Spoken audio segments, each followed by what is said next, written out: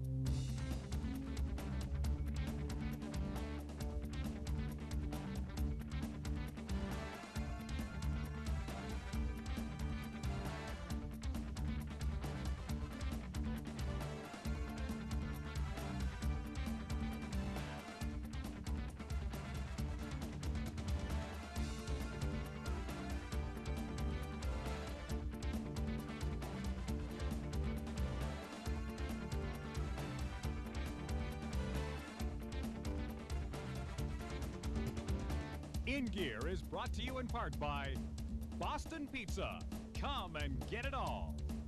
And Kings Park Speedway, we're kicking asphalt.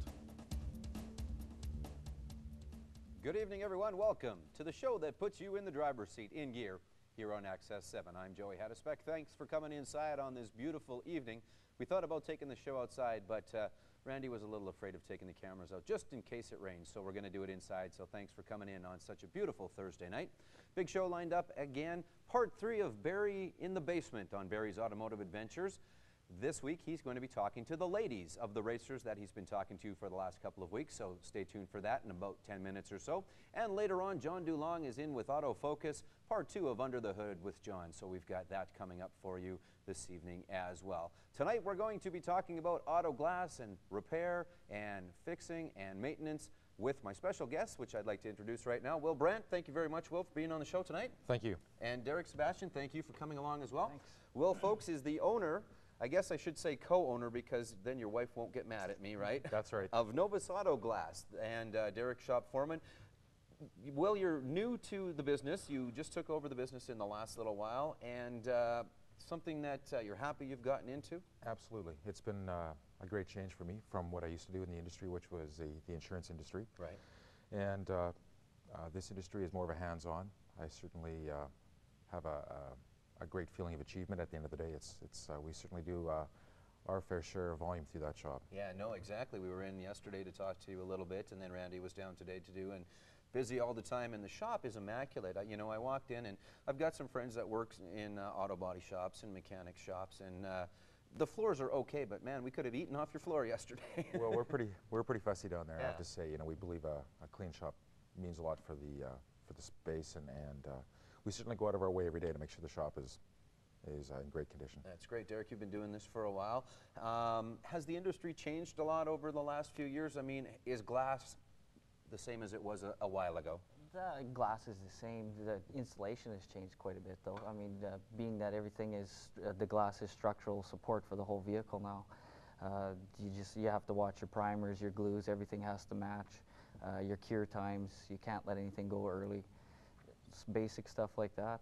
Yeah, I guess it's basically the same as any other part of the automotive industry. It's almost the same, but it's the technology that keeps changing. Right. Yeah. Well, you've got an interesting vehicle that we see driving around town. Let's talk a little bit about the Novus Bug. You bet. It looks fantastic. You guys use it on a regular basis, a daily basis. It looks like it's around. That's right. Yep. Monday through Friday, Donna Hublet. She is our mobile repair specialist. She's out there Monday through Friday, 8 to 5. We take calls throughout the day and just page Donna. Right. Excuse me. Yeah, let's talk a little bit about that. I'm parked in my driveway and I'm too lazy to bring my van down. You guys will come out? Just give us a call. It takes just a few minutes. We'll send Dawn out to your location, being at the office or at your residence, and she'll do the repair right on your driveway. Fairly quick as well. I mean, I wasn't there today when you guys filmed it, and folks, we're going to get to that a little later on as well. Some of the repair and maintenance of, and a pretty quick fix actually for Donna to come out and do. That's right. It takes about 20 to 25 minutes, depending on the severity of the chip. They do vary, but the average time is around 25 minutes. Okay. Commercial work as well. You'll come down to, again, if I have a business and I've got a couple of fleet cars that need some work, you can do them both at the same time, and just got to give a call and make the booking? You bet. That's all there is to her. All right, good stuff. Let's talk a little bit about some specialty glass that you guys do as well. We were discussing earlier some hot rods that you guys have been working on and would like to work on some more. Let's talk a little bit about that. Absolutely. We have done some in the past, some flat glass, just recently, as a matter of fact. And Derek, you're kind of, he's the glass cutter. Yeah, He's the guy, yeah. We just did a 31 deuce coupe. Right. Actually, we did that for our grand opening. We had to custom make the windshield to fit. Yeah. We'd like to get into doing more of that.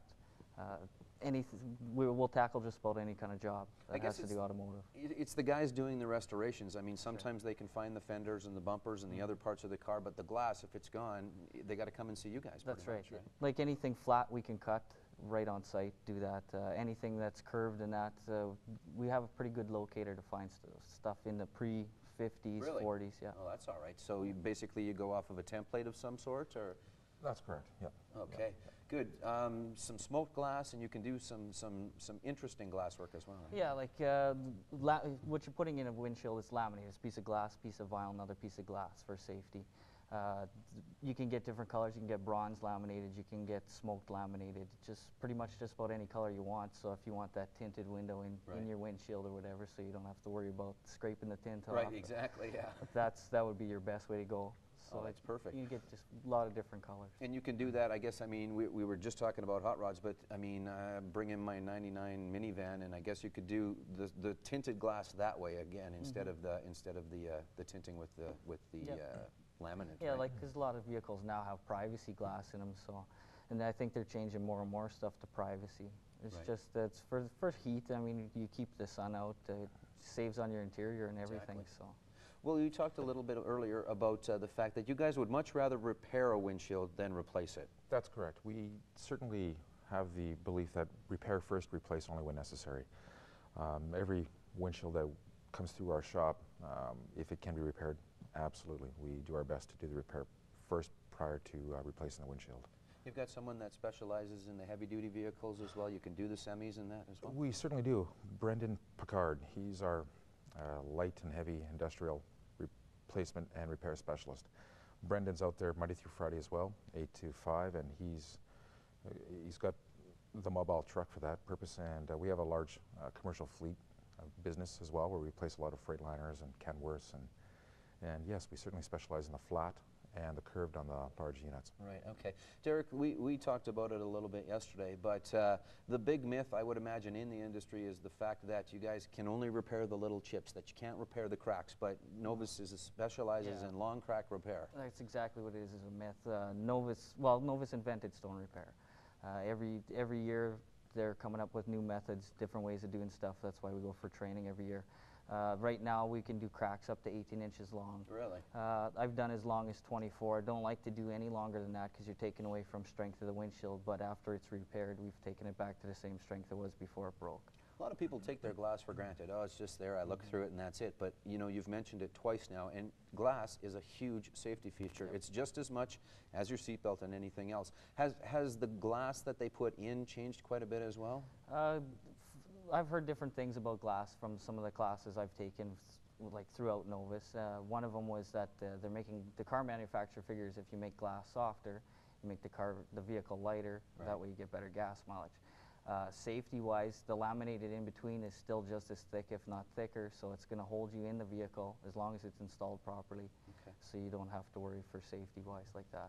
You guys are all specialists as well. When I was in, I saw the certificates up on the wall. Had to do a little bit of class work, a little bit of training. That's right, twice a year. iCar Gold, we've talked about that a couple of weeks ago when we had the folks from Western Auto Body on. It's something that you guys have to go through as well? Absolutely. Yep. And everybody in the shop has gone through. Tell us a little bit about that. Is it a yearly thing that you have to go back and update, or is it a one-time and then you're kind of set unless there's some large change in the industry? Go ahead, Derek. Well, for iCar's more or less just a one-year thing.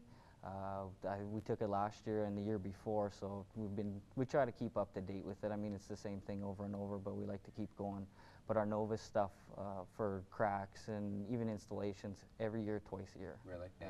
Do you get to at least, do you send the guys out somewhere, or do they come here to you guys? Actually, no.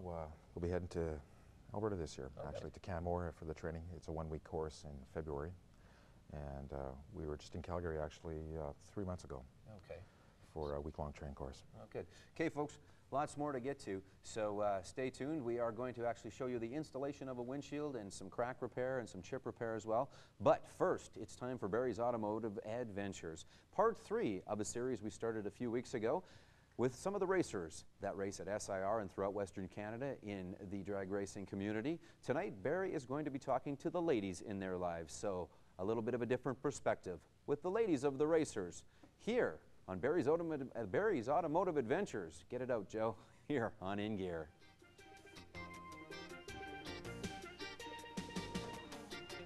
And welcome to another edition of Barry's Automotive Adventures. You've already met 4 of Saskatchewan's most popular drag racers: Bill Causey, Glenn Sally, Rick Nelson, and Doug Hesh. You haven't met some of the women in their lives. Debbie Sally is busy holding down the fort. Bill's girlfriend, well, she's busy too, but we did manage to lasso and hang on to Kathy Hesh and Tracy Nelson. And we're going to spend a little time with them to find out their feelings about drag racing. First of all, Kathy Hesh, thank you very much for taking time out of your schedule. Kathy, was racing always a part of your life? Actually not until I met Doug. We worked together, and the year we got married was pretty much the year I started getting involved with So you came through school, didn't have any interest in cars at all? Oh, not really. I guess I always liked cars, but never ever got involved with them at all, no. Met Doug? Mm-hmm. Things changed? A whole bunch, yeah. All right, let's talk about that.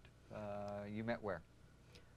We both worked at the same business in Swift Current when we first met, and the first year I met him, he had had a good year of racing, and that was the end of the season sort of thing, so I got to go to their wind-up and just started meeting some of the racers the first year before I actually even saw any racing, so that was kind of just an introduction to it. Did you end up at a racetrack, or did you meet off track, or how did that happen? Oh, we didn't meet at the track at all, like just at work. Just at work? Yep. Okay, so now you're involved with Doug Hesh, the racer. Mm-hmm. Drag racing and drag racers weren't the most popular people back a number of years ago. There was a stigma. How did that go over with your family? Oh, I don't know. They actually accepted it pretty well. They really hadn't had much thought into it. I know my mom started watching drag racing. She's like 75 and watching racing on TV, which she had never done before. So, yeah, it brought interest from everybody. And you got involved? Doing what, Kathy? Well, Doug always made me feel a part of everything. I guess I just started out by being the little Joe boy sort of thing, dusting, cleaning, that kind of thing, little things. As I got to know the car better, I did a few more things. You're being modest, Kathy, because I know for a fact that you drive the tow vehicle and make sure that Doug gets back safely into the pits, and I know that you labor folding and making sure that the parachutes are repacked properly. But let's talk about racing in the Hesh family. Let's talk about the roles that are played here. And I guess the question that everybody needs to have answered, is there a negative about racing in the Hesh family? Don't think so. Maybe sometimes we get so involved with it we don't find time to do other things, but I don't know, the drive that Doug has to keep on and keep doing it, you can't help but want to be there to help him out and do what you can. You're in the pit, you're Mostly. on the start line. Yeah. I've seen you, Kathy, throw your hands in the air. I get pretty excited sometimes. I've seen you throw your hands in the air when it's a bad start. I've seen you throw your hands in the air when he's won. Mm-hmm. I've seen you jump. Oh, I suppose. Let's talk about scary moments, Kathy, in drag racing. I mean, there always is, and I mean, this is a very, very dangerous sport. Do you ever worry about that?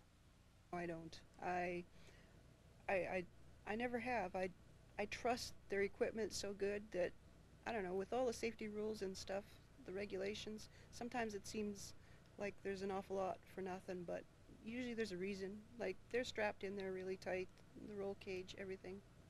I feel fairly good about it. Even with Doug having a crash, I still, you know. Doesn't bother you? Yeah, not really, no. It's not something I think about. So you go to the track and you cheer? Yeah. I'm probably the loudest. Yeah. And the fear factor is not there? Not really. I guess if I see him going a little out of control sometimes, but not as a rule, no. Well, let me ask you this then. We've talked about the fact that I'm going to hit the track for the first time very shortly. Mm-hmm. I have a wife of a year and a half. What kind of advice would you give somebody that's entering a new field? This is brand new for my wife, Randine. What's the best advice you could give her? I guess just be there for him. I don't know, when he's, like when Doug's really concentrating and I know something's bothering him or he has to work something out, I just kind of stand back and let him do that. I try not to interfere, or, you know, I can tell when he's concentrating hard, and you just kind of gotta, I don't know, just take it as it comes. You'll become interested in it, and I don't know, after those first few passes, you'll be just excited for him. Kathy, one quick question before I move over and talk to Tracy Nelson. What's the biggest moment you've ever experienced in drag racing? Well, unfortunately, I guess it was the crash. That was the most devastating moment. And the next one, I guess, was the first pass with the new car. Like, I don't know why. Okay, let's go the other way. What would be the hardest moment in racing? Some of the long days we put in, like sometimes we'll thrash all night to get ready for a race, and then the next day is kind of hard and long. Like, there's a lot of work involved with it. It's not all fun. We have a lot of women that have joined In Gear. Mm-hmm. What does that mean? What does thrash mean to them? Well, work really hard the night before getting everything done. Turning wrenches? Yeah. Getting oily? Oh, yes. Getting greasy? Lots of dirty. Yeah. And lots of fun. Of course. We wouldn't do it if it wasn't fun. Kathy, thank you. All right, thank you. Tracy Nelson is a new mom. Yes. A racing mom. Mm-hmm. A racing wife. What a load. Yes, it is. I love every minute of it. Where did this start, Trace? Where did you met Rick? Mm-hmm. He was racing already, or Yes. running around hot cars, or what? A little bit of both, yeah. Yeah. It's been 15 years. And I'll ask the same question. Were you into cars coming through school as a young lady? No. Didn't not have at all. any interest at all? None. I was into sports. Running, jumping, Baseball. all that. Yeah. And you got involved with a car guy. Yeah. How the heck did that happen? Fate. Okay, so fate it is. You know, I've seen Rick come up through, well, different classes, different cars. I've seen him step on the racetrack. He's one of the most popular racers in Saskatchewan and all of Western Canada. So does that put any extra pressure on you as Rick's wife? A little bit. Not much, though. More so on Rick than myself. So what do you do to help him? Stay out of his way. I usually do the videotaping when he races. Okay. And around home, they're working on the car. Obviously, he's got his friends over. Yeah, I just make sure they got lots to drink and... Now we're talking Coke, Coca-Cola. Coke, oh yes. Major Coke. And we're not laughing about this. This No. is a big deal. This Coke. Oh yes. Yeah, Rick's a big Coke fan. Right. So they work on the car, and you make sure that they're fed and watered. Right. This is the big support. Yes. Do you offer advice? I try to. What kind of advice? Depends on what he needs. So let's say he went squarely off the line at SIR. I don't know. It's hard. It's hard to say. You have to be there? Yeah. Rick is really competitive. Does that show up at home every once in a while? Sometimes, you know, I guess it does. You have a new baby. He's 4 months old. And his name? Ricky. Just like Dad. Yeah, just like Dad. Would you be pleased to see him enter the same field? Would you encourage him? Are you going to encourage him? If he wants to, yes. Okay. I mean, he'll have a good teacher. Oh, well, that he will. Yes. That he will. And his pick of cars. How many cars right now? 7. My. 7 cars. Mm-hmm. And all work in progress, each one of them, aren't they? Yes. At one point or another? Mm-hmm. Do you get involved with that as well? No, all his cars were at the stage they are now, except for the race car when I met him. Okay. Just the race car he built, and I was there for that. But they still tune and test and play and... Mm-hmm. Tracy, as a race wife, and I'm looking at my wife when I say that, looking at it as entering a fraternity of race wives, is that a fair statement? Oh, yes. Do you ever feel like you're left out? Never. No. He's got to concentrate when he's going to race, and I know that, so I let him do his concentration, and if he gets a little, you know, nervous or something, I try to help him relax and tell him, you know, he'll do good and everything will go fine. I didn't ask Kathy this, but I'll ask you, Tracy. Is Rick at all superstitious? Yes. And what does he do when the pressure's on and the superstition creeps in? What's his biggest superstition? Oh God, it's hard to say. I know one time trailering the car in Saskatoon, a black cat ran in front of us and he literally backed up a block and went around with Really? the car on the trailer because a black cat had run across in front of him. Woohoo. So the big man can be spooked.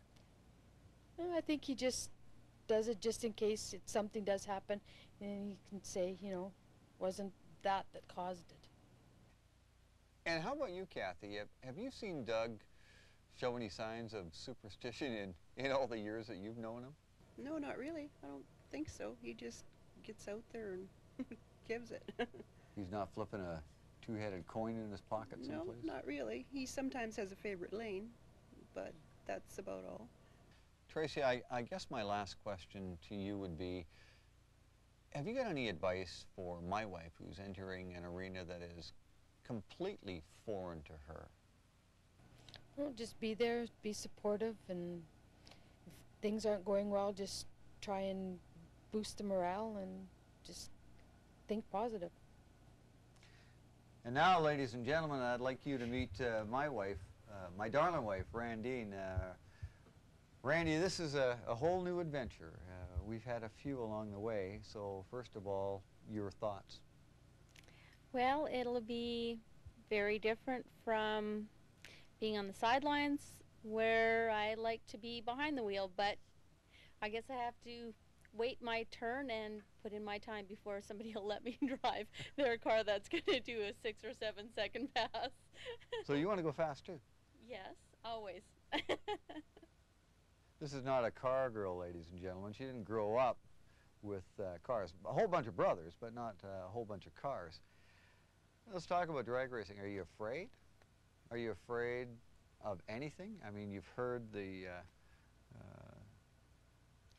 Well, there's always the fear of what happens if there's a crash, but again, I know that the safety with the roll bars, with the harnesses, everything is in place, so that's not the be-all or end-all. it's just get out there and have some fun, see what happens. So I'll make you a deal, and I'll have Kathy and Tracy sitting beside me as witnesses. I'll trade you, you polish the car, and I'll do the bathrooms for a month. For 1 month? As long as you're doing the bathrooms every day, okay. It's going to be an exciting experience for me, and I'm very thankful for Kathy and Tracy for being here today to welcome my wife to a new lifestyle. And that it is. I believe it really is a new lifestyle. It's going to be exciting.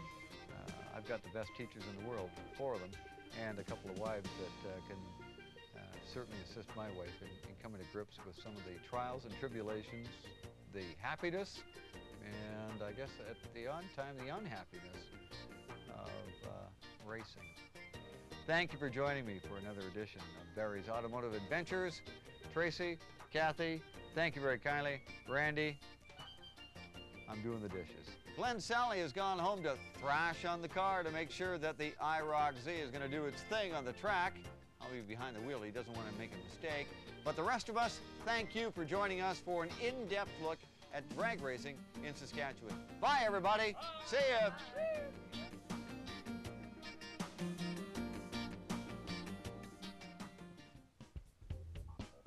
Folks, did you know that the first automobile racetrack in America was the Indianapolis Motor Speedway? And when they first built it, it consisted of 3 million cobblestones. I've been there. There's not quite as many cobblestones anymore, but they've left the stripe across the start-finish line like that. So if you ever get a chance to go to the Mecca, the very first in America, make sure you get down to Indianapolis and check that out. And Barry, I'm not sure if you're watching or not tonight, buddy, but awesome job in the last little while in the interviews with all the drivers. It was very, very good, and thank you very much for doing that. Time for Auto World News. Satellite radios will let drivers take listening formats in their car everywhere. Coming to a car near you is the first big change in radio since the arrival of FM 50 years ago. By year's end, satellite radio, which is a promise of 100 channels of original music, news, and information, will be right in your vehicle. And by mid-2001, it will be an option in dozens of vehicle models sold through the dealerships. When Bruce Springsteen wrote, "I'm driving in my car and I turn on the radio," he probably never imagined being able to listen to Tex-Mex in Atlantic City, hip-hop in Nebraska, or Broadway show tunes in Kalaska County. I should have changed that word. But it is about to happen. And unlike internet radio, in which listeners can listen to a Philadelphia rock station or an Atlanta country station, the promise of satellite radio is original programming 24 hours a day, much like you can get digital music on cable right now. And of course, you can get that from Access. Daimler Chrysler and MIT put listeners in the audio spotlight. The Media Lab at the Massachusetts Institute of Technology, otherwise known as MIT, and Daimler Chrysler are working on a special audio technology that one day could allow everyone in the vehicle to listen to whatever audio they desire without disturbing the other occupants, and without headphones as well. This new technology is called Audio Spotlight, and it works rather like a luminous namesake. Using a thin circular array of transducers plus a special signal processor and amplifier, Audio Spotlight sends millimeter wave ultrasonic waves through the air. When they are transmitted, they are beyond the range of human hearing. However, as they travel through the air, they become audible, but only within a few narrow spread of a beam. And by the carefully placing of the equipment and aiming the beam, it is possible to concentrate the sound so that it is directed at only one person. So Mom and Dad can listen to the oldies, and the kids can listen to, well, I'm not sure what the kids are listening to. We'll just stick with that. That is going to do it for Auto World News for this evening. A couple of future audio things that are going to be coming to the cars. So how's the sound system in the Bug? Is it pretty good? Actually, it is. It's a fine sound system. That car is pretty cool, and you know, I haven't had a chance to ride in one of those yet, so you'll have to take me for a spin, but it's an interesting vehicle, and it looks awesome. Why did you choose that? Is it the retro thing, or is it going to stick out in a crowd? I know it does. It does stick out in a crowd, and we talked about what kind of vehicle we're going to pick up for the shop, and for the mobile, it's easy for our mobile to get around the city with. Right. good on fuel, and it's that great German engineering. Exactly, exactly. Vergnügen, right? Yes. We talked a little bit during the break. I'm from Calgary. I'm driving down a Saskatchewan highway, God forbid, and something happens to my windshield. I come to Regina. I can come to you if I got something replaced at Novus, or if I got it fixed and there's a problem. I can come to you guys here and you guys will fix it up for me, right? Absolutely. And vice versa as well. Right. All right. Okay, folks, we are going to give you a little hands-on or eyes-on demonstration of a windshield installation. We were down earlier today at Novus, and we've got that as well as some repair work. So anytime you're ready, Randy, let's show the footage, and gentlemen, we'll just talk about it and explain a little bit what's going on as we go along. So there's the sign. Man, it was a beautiful day today. It sure was. Exactly. So you guys are located where? Tell us where the shop is, please. We're at 260 Albert Street. And again, we've talked about how nice and clean the shop is inside. There's just a front view. You got to be very proud of what you guys have to offer for the folks coming out. That's right. You know, we feel a very efficient shop. All right, there's the bug that we were talking about, and there's one of the slogans, right? #1 for auto glass and repair. You guys have been doing very, very well, not just here in town, but throughout Canada as well. Novus has really come on in the last little while, has it not? Yeah. Big time. All right. That would be your mobile repair specialist, correct? That's correct. That would be Donna, right? Yes. All right. Now the bug just looks awesome, and no cracks, no nothing in the glass, right? Not yet. You guys got to look at that every morning and go, okay, everything looks all right. Okay, we can send her out. It's okay. So, so folks, if you see that driving around and you've got a crack, kind of maybe they could even wave Donna down and Sure say, could. hey, come on over, fix this for me. It happens all the time. She carries all the tools, I would imagine, in the car with her that she needs. Yep. All right. Little bit of the office, and who's that? That's my wife, Jody. She's hard at her, doing up the invoices from Donna. Right. And our shop as well. It is a family thing, isn't it? I mean, not everybody there is family, but you guys just took it over, and you're really trying to run it like a family business, right? We certainly are. All right. Okay, Derek, let's talk about what you're doing here, please. Right here, I'm starting to prep the car to take the windshield out. I'm taking the side pillar moldings off right now. After the sides are off, I have to take the top, the cowling off. Then we can go ahead and start cutting it out. I guess it's not just a matter of, go from the inside and push real hard. There is, I would assume, a definite technique, and how long does it take? Does it take you quite a bit to get the old one out? It depends what kind of windshield it is, like the type of vehicle, how it was put in last. If it was glued in properly, usually it'll cut out nice. We've talked about being in properly, and as we go along, I think we should discuss that some more. We've said a few times now, glass is glass, but the way that you do it and some of the components that you use now, I would imagine, are the big difference, right? Yeah, like years ago it used to be done with butyl tape, which is a 2-way tape. It has a maximum strength of 15 pounds per square inch. The glues we use now they're all urethanes. They all have, well, the glue we use has a 3-part primer system. 1 part goes on the pinch weld, 2 parts on the glass. Okay. And the urethane will hold 6,000 pounds per square inch, so that tells you the difference in safety from that to butyl tape. Exactly. You guys are under the hood. Is there quite a bit that you've got to remove? It's not just the rubber around the windshield. Are there some other things? Obviously, the wipers and that have to come off? That's right. The wipers have to come off. Most cars have a cowling. The cowling has to come off because it covers up the bottom part of the windshield.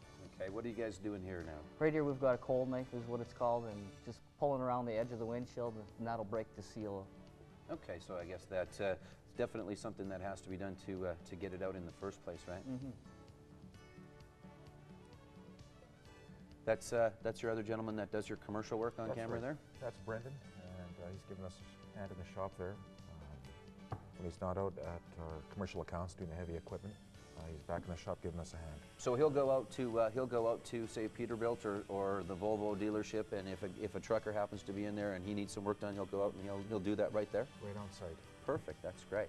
All right, the air tools have come out, Derek. What are we doing now? Well, this windshield was in fairly tight, so to make it a lot easier to cut out, that way you don't have to worry about scratching the paint or anything, you take, that's called a Chicago pneumatic air knife, and it cuts from the inside, it doesn't damage the interior, that way it stays tight against the glass and makes it that much easier to come off. No, I'm not seeing anything wrong with that windshield. I wasn't there and I can kind of see, but tell us what was wrong with this windshield. Well, you Please. can handle that one. Sure. This customer had this windshield previously installed and found to be a slight distortion in the laminate between the glass. Okay. And So what we have done is replace the windshield for him, given the fact that I guess he felt that on occasion you do have a manufacturing defect. Okay. It's a rare occurrence, but it does happen occasionally. And of course, this customer has a very fine vehicle, and we just replaced the windshield with a brand new one. Perfect. And took care of that lamination Great. distortion. Donna's doing something. What's she working on? It looks like she's working on a big motorhome there. And now that, I guess, is that considered a chip or a crack that she was working on there? That would be considered a chip or a ding, as we put it. Okay. And yep, we have them pulled right into the lot, as you can see, or as well she heads out to the RV dealership. Right, okay. All right, so again, still, Derek, just removing quite a bit to it. Again, like I say, it's not just pull out the rubber and pull out the windshield and put the new one in. There's quite a bit to it. You guys are working hard on this. Yeah, what we're doing here now is we're stripping it right down to the metal, so that you have a flat surface. You got to take it right down. That's the best way to do it. No shortcut methods or nothing. We want to make sure that it doesn't have to come back. We don't want no leaks or anything. No, exactly. You want to make sure it's really clean in there when you start That's to right. reapply the resins and what's going to hold the windshield back in again. Yeah. And here we've already prepped it for prime. So once it's primed and everything, that way you can get ready to start gluing it and just trimming up some extra pieces on there that were on there. How long have you been doing this? This is my 11th year, actually. Really? Yeah. So, looks, you're a fairly young guy. You must have started doing this early? I started doing it while I was in high school, just Really? part-time, and decided to do it for a That's living. the career. Yeah. Well, that's all right. You guys must have a lot of different vehicles come in too. I mean, I saw a great-looking BMW in yesterday, but then again, it's got to be a little bit of everything coming in. That's right. We have vehicles from a lot of our dealerships in town that bring them by. We have customers with half-tons from the farming community, Right. the grain trucks, the 5-ton grain trucks, some of the light industrial trucks that deliver the food around the city, of course, and dry goods. Right. And of course, the average customer that pops in for a windshield or a repair. Right. We have a wide variety of clients.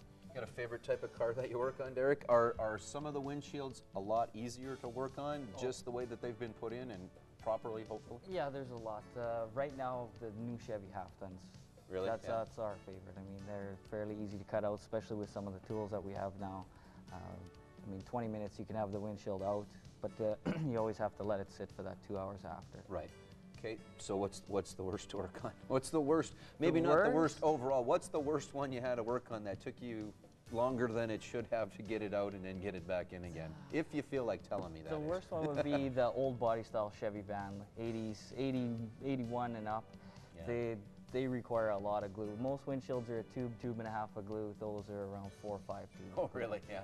We talked a little bit about I think was it the Chevy Venture as well, has a fairly large windshield. Is that the one, and that's one of the biggest ones that's out there right now in a vehicle anyway, in a commercial vehicle or a car, like van or truck? That's right. The 2000 Chevy Venture van has a large piece of glass, and it's one of the larger ones, Derek, I believe. Yeah, 18.2 square feet. Oh, really? So that's quite a bit. That's quite a bit. So this is now prepping to get the new one to go in? Yeah, Brendan just washed it up there, and I think we get the primers out here, clean it all up. For the glass, is it, where do you get it from? I mean, we've talked about when some of the car dealerships are on, there's OEM parts. Is there OEM glass as well? Do you get from Chevy or do you get from Dodge? Some of it you get. The supplier that we have, Auto Stock in the city, he has pretty much a lot of stuff. Ford stuff is all made by Carlite, so that they manufacture their own glass, so there is no real aftermarket stuff for that. Everything we do sell that our supplier supplies with this is OEM. So. Okay, we're doing a little bit of crack repair here, it looks like. Yeah, this one was fairly long. This one's probably close to 18 inches long. I got half of it full right there. And basically what I'm doing is just filling the crack in.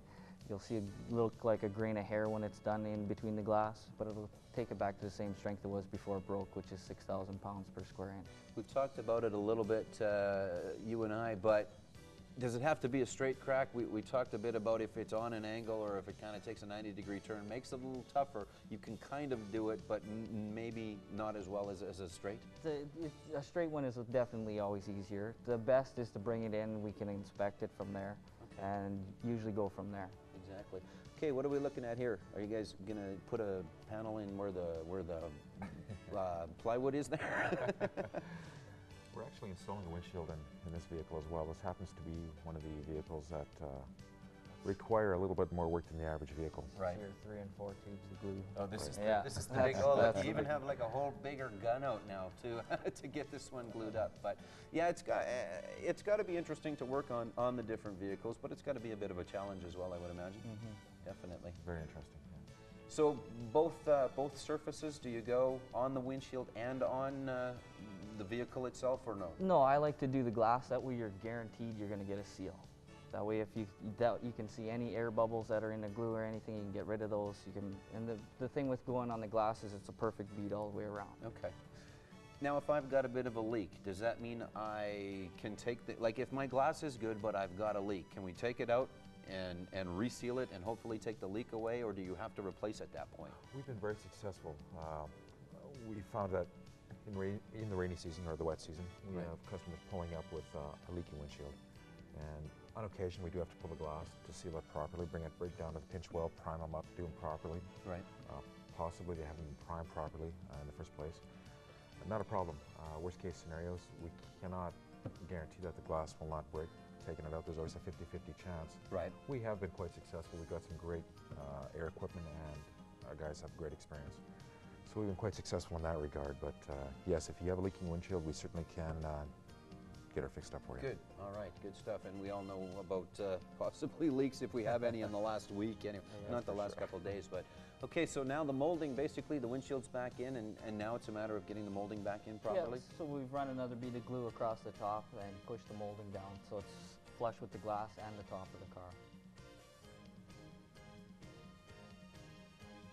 Again, I think a lot of folks think it's pop it in, pop it out, but look, some of the front end of the car you guys have to take off.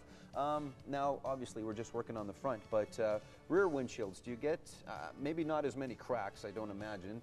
We seem to get those in the front, but again, when you're replacing a rear, is it more because there's a bit of a leak in the sides and that, or a shatter, I guess, maybe? Well, actually, in the rear glass, it's tempered glass. They'll usually never, well, they certainly won't crack. They'll usually blow out. Oh, okay. And we've had the occasional leak on a tempered glass, the back window. In fact, today at the shop, we had rear glass on a Dodge Caravan. Okay. And, pardon me, a Dodge Voyager, and it was blown out, possibly by a stone from someone with a lawnmower. Right. But they pop in just as easy as the windshields on the front. Oh, great. Well, that was interesting. You know, again, I don't think a lot of people have ever had a chance to see that, and you guys do it on a daily basis. And we got a little bit of Donna in there with the crack fill as well. Tell us, if you can, Derek, maybe a little bit. Is it a resin, or what is it that's going back into those cracks and filling it? Yeah, what it is, it's 100% optically clear resin. That what it does is it takes it back to the same tensile strength it was before it broke. And then we put a lifetime warranty on it for as long as you own the vehicle. And that's the same that you do with the cracks as well? That's Yep. the same type that Yep. you do? Let's talk a little bit about the insurance end of it. We've discussed the fact that, you know, people should maybe think about a glass package because it's not cheap. I mean, if you get a full replace of a windshield, it's not, I mean, it's reasonable and you have to do it, but something that people should look at, and they can come in and they can work that through you as well as far as SGI and the cooperators go? That's correct. You know, they can come in and put a claim in at the office, and we can handle the insurance end of things right from the office. It's, we take care of the paperwork on our end. Okay. But yes, glass packages nowadays with some of the new body styles of the vehicles, it can get very expensive on replacing a windshield.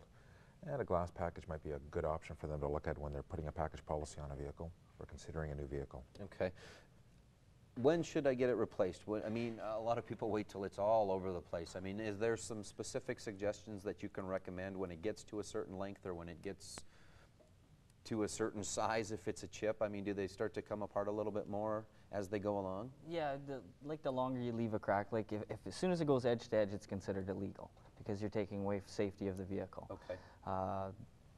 I've seen a lot of windshields that are pretty bad shape that should be replaced earlier. You get a lot of windshields that are pitted that can be dangerous too with the glare of the lights at night or the glare of the sun, everything like that. Right. So it's more or less up to your own discretion, whatever you can live with. Yeah, but exactly. Like Ace Ventura, where it's just totally gone. Yeah, He's got his head out looking the out the window. side Yeah, of the window. exactly. We have got a call, so let's take this. Hi, thanks very much for holding. You're on In Gear. Hello, I have a couple quick questions. Sorry Sure. about that. You bet. First one, I've read a few reports that sunlight will break down bulletproof glass. Like if you have a vehicle with bulletproof glass, after a few years it has to be replaced. Is that the same thing with as far as just a normal vehicle, or the integrity still stays the same? And that was bulletproof glass? Yes. Well, actually, I just was recently in touch with an office down in Minneapolis in regards to the bulletproof glass, and we're in touch with PPG recently as well. And we're actually getting some more information on the bulletproof standards and the acceptable standards on bulletproof glass. I have to say that we haven't actually dealt too much in that thickness of glass. We do have a bit of information, but we're currently waiting for some information to come up from the States in regards to the bulletproof glass. Okay. And the sun has some effect on your glass as it goes on. Is that does that deter from your glass, or does that take it away as it goes along, or the years go by? You can get some, it's called vinyl separation, which is the vinyl lets go in between the glass. Okay. I've seen that after years of sitting in the sun and everything, so it's... Okay. All right, sir, you also had another question? Yeah, a couple of years ago, I don't want to name the competitor's name, but they had a commercial on TV about how the windshield is the part of your roof system, like it'll actually help in a rollover. Mm-hmm. Is that true? Like Yes. it'll actually Yes, support it the is. roof to some means? Yeah, see, because your whole vehicle is built around your windshield, so that's why we say with proper installation, you don't want stuff put in with butyl tape or silicone and stuff like that. You want the 3-part primer systems. You want all your urethanes done right. You don't want no oils from your fingers touching the glass. Anything like that can, I mean, you get into a head-on collision, even the airbags will blow the windshield out if it's not put in properly. All right. All right, hopefully. Did that help? Thank you. All right, thanks very much for calling. Bye. Have a good night. And we've got someone online too, so let's go right to that. Hi, you're on In Gear. Hi, how you doing? Pretty good. Yourself? Not too bad. Good. Just had a question regarding driver's side window, actually. Okay. Looks like there was a rock down in my window, and when I rolled up the window, it actually scraped the glass. I was just wondering if it's possible to get something like that polished out. You guys have to see a few of those, I would imagine. We certainly do. And yes, it is possible. Tempered glass is 4 to 5 times harder than regular glass. It is possible. What you should probably do is we have some fine polish equipment at our office, a specialized piece of equipment for that purpose. Pop by 260 Albert, Novus, when you get a chance. We'll take a look and we can let you know within a few minutes if that's going to be possible to polish. Great, thank you very much. You're welcome. Thank you very much for your call. Thank you. And we've got someone on line 1 again, so let's go to line 1. Hi, thanks for holding. You're on In Gear. Hi, good evening. How are you this evening? Pretty good. Yourself? Good, good. Good. My mother has an older 80s Chrysler vehicle. It's a 88 or something like that. But it has pitting almost in the windshield. Where would that come from? Pitting is pretty much when the wind's blowing up the sand and that, like I said, because they're making glass softer, it can be caused from anything like that. Just over years, you get it from the rain hitting the windshield and causing dust to fly up and everything like that. So. Okay, so and the only way to fix that is to replace the windshield? Yeah, that's right. Okay. All right, thank you. You bet. Okay, bye-bye. Thank you. All right. I think the main thing that we've mentioned before, but let's talk a little bit about it again. You want to make sure that you catch it early. Within the brochure for the long crack, I think it says something like 30 days. Don't let the crack go for forever because it makes it tougher for you guys to fix. That's right. The sooner the better. If it happens right away, the best is come in right away, and that way, because you get dirt from the, like I said, from the wind blowing up, and you get dirt inside there, your windshield washer fluid, anything like that, it just contaminates it, makes it that much harder to fill. Same with the chips as well. That's Probably right. best to bring it in as early soon as possible. possible. All right. We've talked a little bit about it. You talked a little bit with the one caller, but you have got some great product as well that you sell down at the shop. Now it talks a little bit about plastic and that, but let's talk about some of the polishes that you guys have down there, if we could. We have a fine selection of polishes. We have 3 varieties. We have what's called a number 1 anti-fog polish. We have a number 2 fine scratch polish and a number 3 heavy scratch remover polish. Very fine polishes. We have an actual bug screen deflector on display down at the shop to let our clients actually see the difference. If you have a bug deflector in the front of your vehicle that's hazed off, which they usually do over the years, right. Come on down and while we're doing your repair, we'll polish your visor and show you the difference. It works excellent on, we have a number of clients who use them for the skidoos, Okay. the fiberglass, the helmets, folks with the motorcycles. Okay. Anything with a plastic cover, paint works great on vehicles. It takes the oxidization off. Great. Do you have something that will make it so if I put it on there, I don't have to scrape my windows all winter? I'm just bugging you. I'm just lazy. I don't want to scrape my window. But plexiglass and Lexan in that, this will work well on that, I would imagine. Works fantastic. Exactly. Good. I can bring the WBM race car down and you guys can fix up my Lexan? Absolutely. I think we'll just get a new piece, but we'll talk about that later. All right, looks like we've got a couple more calls, so let's go to line number 1. Hi, thanks for holding. You're on In Gear. Hi guys, how are you tonight? Pretty good. Good. I listened to you guys talking about polishing out plexiglass and Lexan and things like that. Is it possible, and how deep a scratch can you take out of Lexan, or is it a kind of thing you have to replace after a certain time? That's kind of we'd actually have to see the Lexan, or how deep the scratch actually is. You know, the number 3 polish we have, we can polish them out. That's we use a 3-stage on that. On something like yours, we'd polish with number 3, polish with number 2, and then of course go to the number 1. See how we're doing, start over again at number 3, number 2, number 1. But as well, it does depend on how deep that scratch really is. Come on down and let's take a look, and we can let you know probably pretty quick on what we can do with that. So if it clears up, great. If not, it's fogged, and you have to get rid of it. That's right. Okay, well, thanks very much. Thank you for your call. Okay. Bye-bye. All right, we've got someone on line 2, so let's go there right now. Hi, thanks for holding. You're on In Gear. Hi, guys. How you doing? Pretty good. You? Good, good. Good. Hey, I was wondering about tinted windows on a vehicle. Well, what windows are allowed to be tinted and which are not?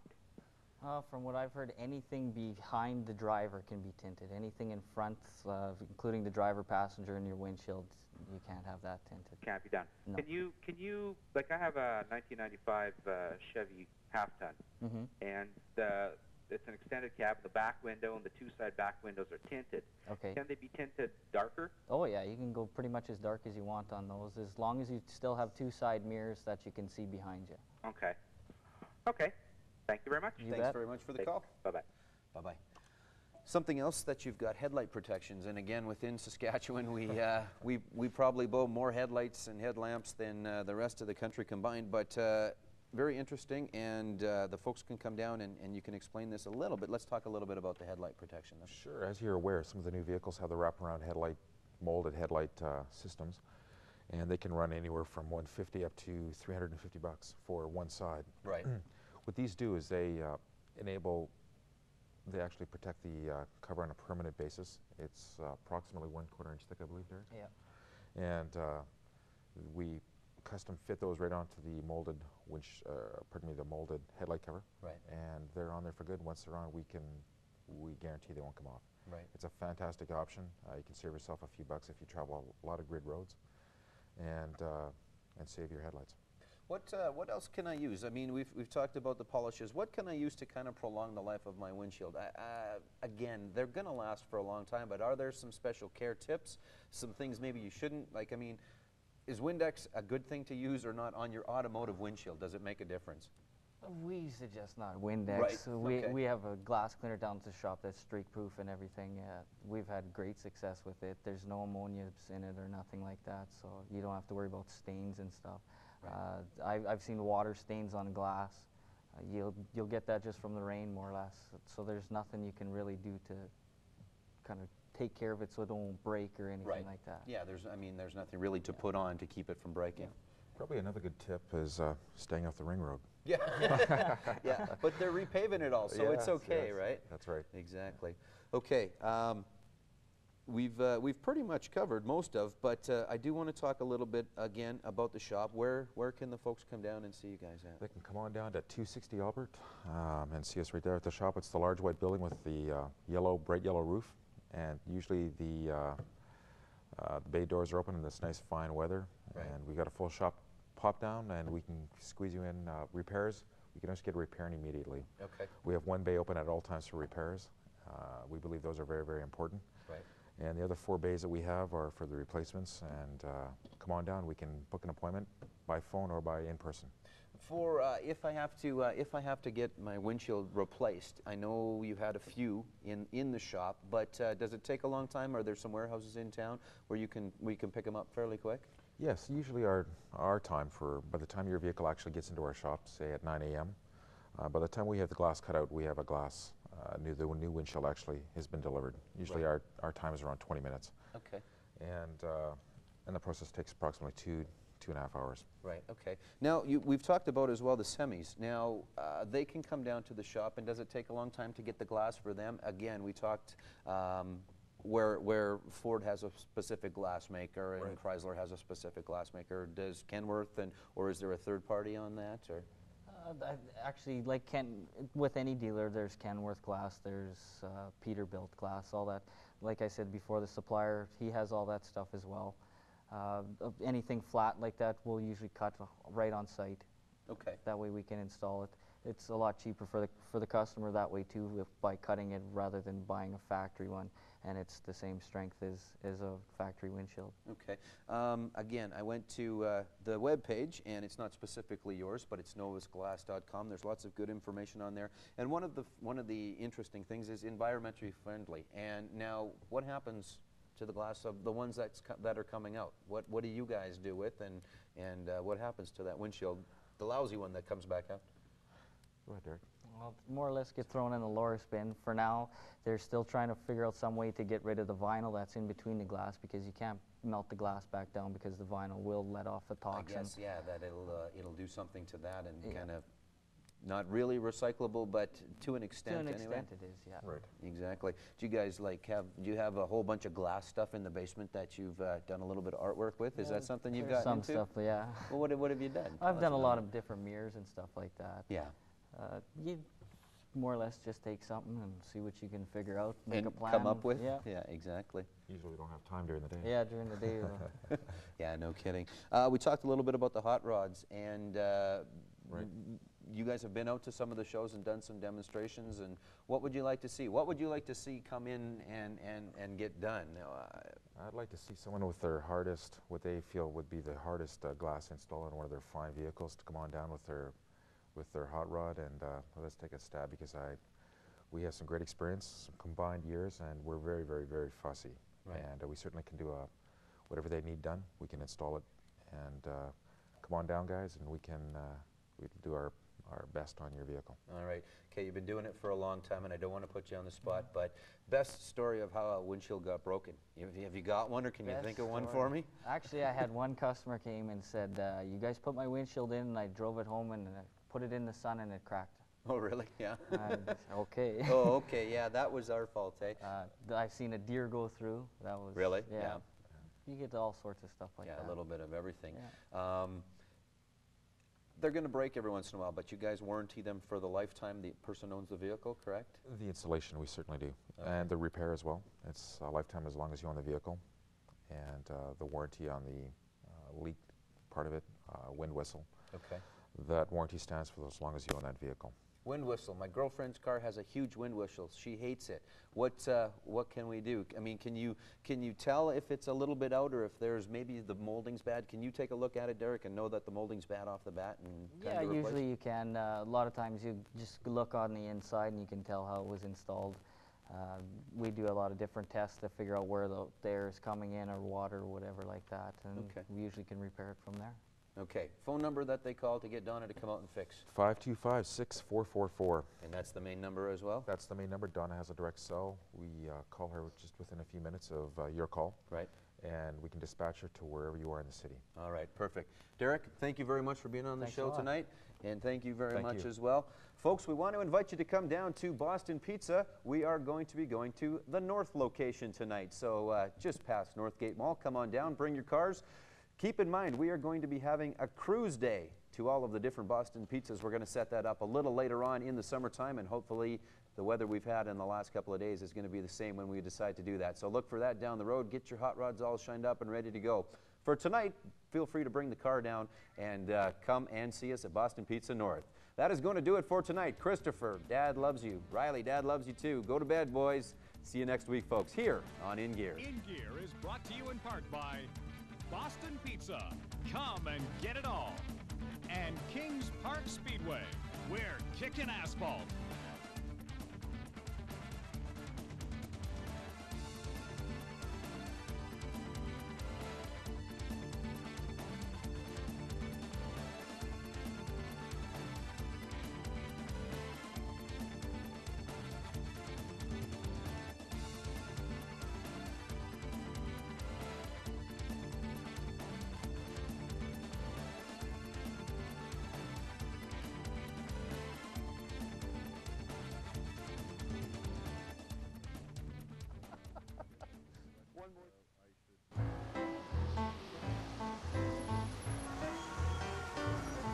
When you can't do it all, do what you can. Caring for others. Pass it on. A message from the Foundation for a Better Life. Edward.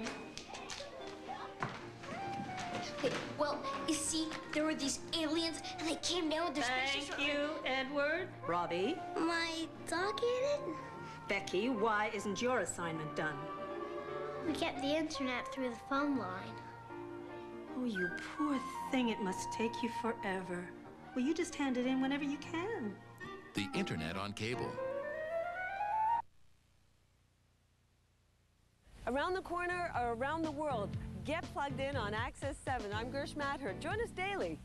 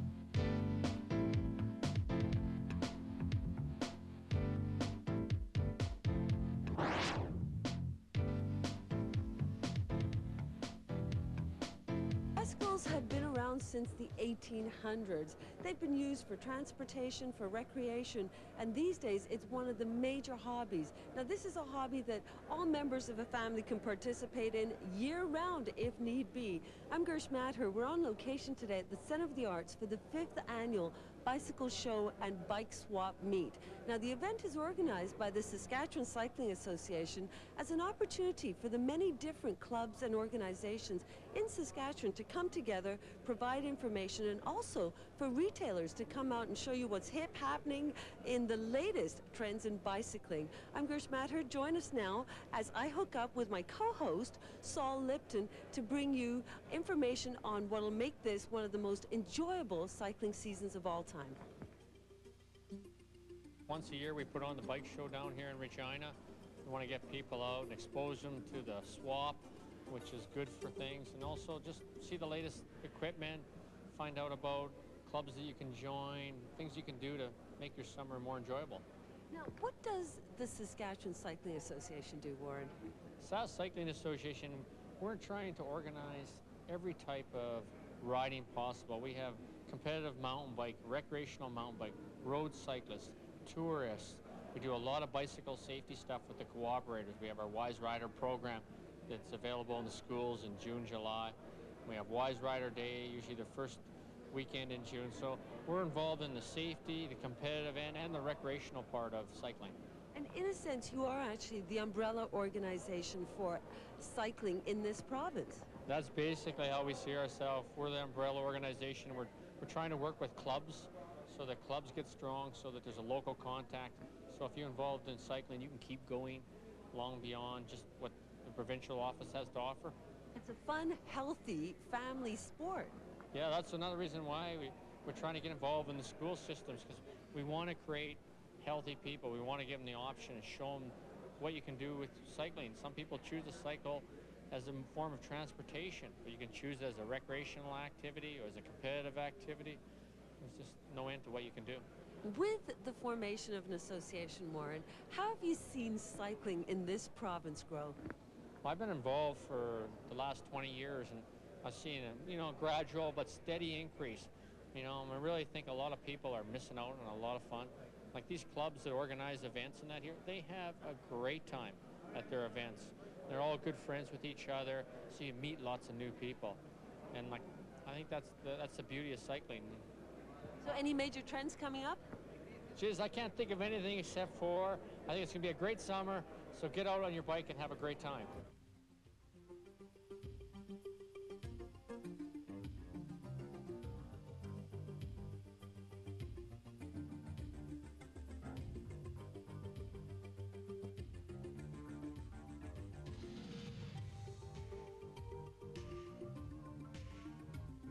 Our club is a recreational mountain biking club. We do a variety of things in mountain biking, but it's not quite as intense as the racers.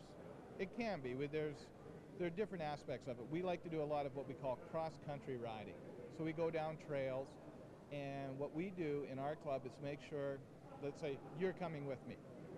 There'll be somebody in our group that'll stay at the back of the group, so if you have a problem, you're not there going, what do I do next? There's someone with experience to help you. We give clinics to teach you some of the aspects of mountain biking off-road, how to hop a log, climb a real steep hill, go down a real steep hill. Now, mountain biking is really for those who are a little more adventurous, that are thinking they're going to head out and perhaps do something more than just riding around in the city. That's what our club does. We get out and go on the trails. And like I said, there's other aspects. You can get into some really serious drop-offs or real, what we call technical trails, where it takes a lot of skill to maneuver your bike around the trees and over roots and rocks and such. Sometimes you get on a real nice path and you can just cruise. We go out to, for example, Regina Beach on occasion, and the old rail bed's been converted, and that's kind of a nice, gentler kind of a ride. So we do all aspects of it. We also ride in the winter. We do some night riding. The mountain bike is now the most popular type of bicycle that's out there, and there's just such a variety of them. Well, these ones are pretty wild on their own. Bigger tires. I see much bigger tires. A lot of them now have what we call a front fork. It's a suspension fork. It goes up and down, and it makes your ride better. The longer you're out there and you're bouncing up and down, if you don't have that fork, it's you who's bouncing up and down. You're the suspension on a bike without any kind